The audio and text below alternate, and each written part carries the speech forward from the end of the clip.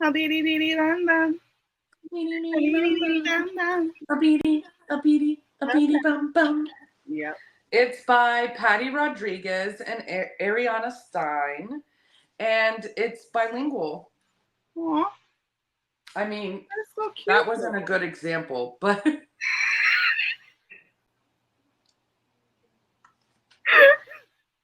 I understood you, girl. I saw where you were going.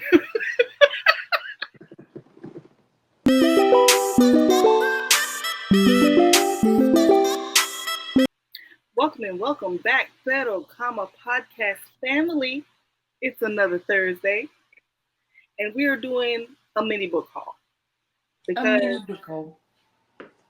even though we say we're not going to buy any books, we lied. Always. But it's fine. That's why you're here to catch us in our lives as we tell you how we said we wasn't going to do something that we're going to do anyway. So I have a total of 5 books. Liz has a total of 4. So we'll just go back and forth. Cool with that? Yeah, start off. All right. I'm starting with all of my.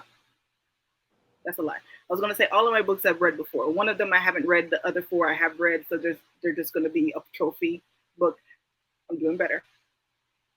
So my first book is Colliding with Fate. A.E. Valdez. Now, this is a series. This is the second book in the series, but this is my absolute favorite book out of the series. This is about Kyrell and Quinn. They are soulmates. Read it. That's all I got to say. That's for you, nice.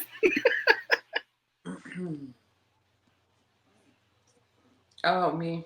I was over here trying to take this stupid ass sticker that they put on these books off. Anyway. Don't you hate it? Ugh. So, pre-hurricane, I went to Target, and if you didn't know, Target had buy two get 150% off. So, I mean, how could I not? I had to be prepared. Did I read any of these while I did not have power and was sitting here dying in heat? No, I wasn't dying in heat, but I was sitting without power for a little bit. No, I did not need these books for that. Did I read any of them? No, I did not. Do I still love them? Yes, I do. And the first one is I'm trying to work out my brain. So I got Myrtle. yeah. Aw. They're puzzles. Yeah. Because I've been forgetting a lot, getting tongue tied a lot, and I'm gonna work her out. That's how I feel about Sudoku. I used to always buy Sudoku. Whatchamacallit? I played on my iPad. There's nothing like writing it in and having to erase it because you were wrong. And so you start playing it on your iPad, and then you go back to paper, and you're like, all I would have to do is click the box and hit the little erase button. What's your next book? My next book. Oh my God. I had to get it. I'm sorry. I had to get it. I just thought this was fantastic. If Malicia tells me to read it, Alicia because would never read this. oh, okay, see, me and her. God, you're right. You, my mama, and my sister, all y'all get along. My family don't give a shit about what I be reading. They be like, "You're weird." Yes, they do. You know who? You know what? No, that's a lie. You know who supports my reading habits? Oh God. Debbie and Denise. Shout out to y'all. Melissa and my mom be like, no, not really. But yeah, Binding 13 by Chloe Walsh. This is traumatic. I'm being honest. It is definitely kids and they're falling in love for the first time. The quote unquote age gap of 2 years. If you watched our first 1-star reviews, then you know what I'm talking about. People are weird. I'm not even using the phrase correctly. But it's very much traumatic. There's a lot of abuse in the book that her dad abuses her, the brother. It's a lot. It's heavy. So it's not just a happy, quirky, falling in love for the first time type of thing. Like she literally tries to avoid this boy at all costs because she's more worried about trying to live for the next day. She was not trying to be friends with anyone or any of that. So I still recommend it. I think it was a fantastic book. But I would also say to look up the trigger warnings because there's assault, it's a lot. It's a lot. What's next for you, Liz?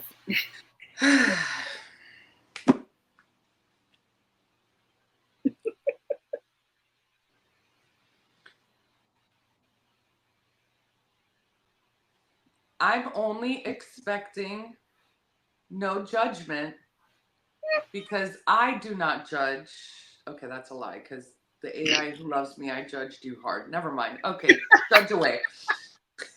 Just don't listen to me. Love in the Time of Serial Killers. I was about to say Love in the Time of Cholera by Alicia Thompson. You see the sticker? That's. Please stop doing that. Yes, and they don't even come off. If you have to put it on there, put it on the back of the book. Oh. Have you read it? Yes, like buy the barcode or something. Yeah, they so weird. Like, why do we need to know on every book? Anyways. That's what signs are for. I digress. I get it, girl. Mm-hmm. It says, PhD candidate Phoebe Walsh has always been obsessed with true crime. She's even analyzing the genre in her dissertation, if she can manage to finish writing it. It's hard to find the time while she spends the summer in Florida cleaning out her childhood home, dealing with her obnoxiously good-natured younger brother, and grappling with the complicated feelings of mourning a father she hadn't had a relationship with for years. It doesn't help that she's low-key convinced that her neighbor, Sam Dennings, is a serial killer. Bum, bum, bum. His name is Sam Dennings? Dennings, yeah. Is that really a serial killer or something? Because well, no, but there's in my area where I live, there's a politician running for city council.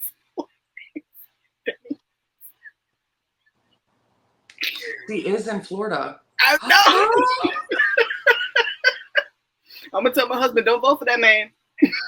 He may dress business casual by day, but at night he's clearly up to something. It's not long before Phoebe realizes that Sam might be something much scarier. A genuinely nice guy who can pierce her armor to reach her vulnerable heart. Now I need to know where in Florida. Right, please. Colette, what's your next book while I figure this out? Oh, my next book is a book I have not read. You would have seen it on our last video. It is a book I'm supposed to be reading this month. It's called Air by Sabaa Tahir. Yeah. Where's Stark? Yeah. Stark, Florida? I'm going to say that's the West Coast. Ooh. Okay. I didn't even see this. There's a map. Oh, when they have maps. You know it's going to be good. But it's on the actual book instead of like the page, you know? Mm-hmm. So cute. But yeah, what is this about? Oh my God, this cover is gorgeous too. Isn't this pretty? Wait, you took off the cover? Yeah. I like it better without. Yeah.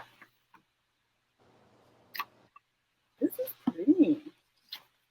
All right, now let me see. Let me find out y'all trying to compete with the special edition book because you know that's a bill I don't need. I'm gonna do it though.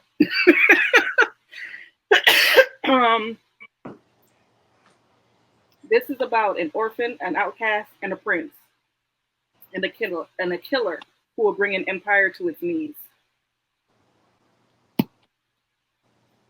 Air. That sounds good. I know. What's your next book, Boo? My next book is How to Sell a Haunted House. I've heard about that. By Grady Hendrix. That's in Florida too. Is it? I think so. Yeah, I'm pretty sure that one's in Florida too. When Louise finds out that her parents have died, she dreads going home. She doesn't want to leave her daughter with her ex and fly to Charleston. She doesn't want to deal with her family home, stuffed with rafters, with remnants of her father's academic career and her mother's lifelong obsession with puppets and dolls. She doesn't want to learn how... Puppets and dolls. Your mother is a serial killer. She doesn't want to learn how to live without the two people who knew and loved her best in the world. Most of all, she doesn't want to deal with her brother Mark, who never left their hometown, gets fired from one job after another, and resents her success. Unfortunately, she'll need his help to get the house ready for sale. But it'll take more than some new paint on the walls and clearing out a lifetime of memories to get this place on the market. But some houses don't want to be sold, and Louise and Mark's home has other plans for both of them. Bum, bum, bum. I lied. That's not it. But there was a book about a haunted house that was trying to be sold, and they were in Florida. Probably. My next book is Becoming by Michelle. Yeah, I had to get it. I love this book.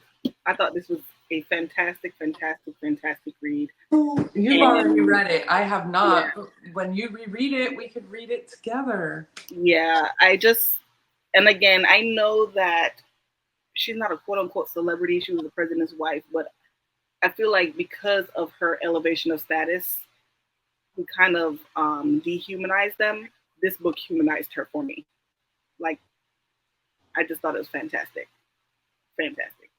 I would totally tell anyone to read it. I think it was great. What's your next book, Liz? I bought Cami this book because September was Latin History Month. September 15th to October 15th. I don't know why it's in the middle, but... Weird, right? Yeah. Because, I don't know. Leave it to us. Whatever. We couldn't be there on time at the beginning of the month. So we can get there in the middle. I understand. I got you, girl. They gave us till the 15th. We made it by then. Oh, man. Anyway, so I bought this cute little book because who doesn't love Selena? A beady,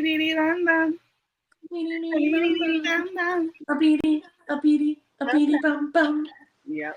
It's by Patty Rodriguez and Ariana Stein, and it's bilingual. Aww. I mean, so cute, that wasn't a good example, but...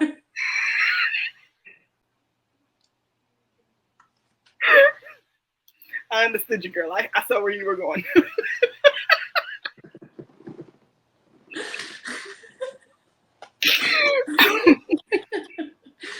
Okay. Okay. Oh, man. Oh, see? Oh, and I'm guessing that's her family right there, yeah. Okay. So cute. Doop. So, yeah, that's my final book. All right, well, my final book is a book I've already read. That's good, though, because you're not buying books. Trophy books, yeah. Like me. Just saying. Ugh. Listen, I know how we feel about the third book. It's sitting over here looking at me. However, pero comma.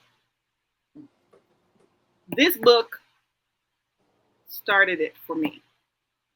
Now, House of Sky and Breath is actually the second book in the series. Yeah, second book in the series. I had to think about that. And this book is what started the crossover. So I was like, you know what? Even if I didn't care for the I don't even care about the crossover. It's just the fact that it's Bryce. Yeah, but it's just the fact that they were in it. Yeah, no, it was a good book. I really thought Crescent City would be my favorite. And I remember texting you about it and being like, I really like this. And you're like, oh, I don't know. Yeah. And I was like, yeah, no, I really like it.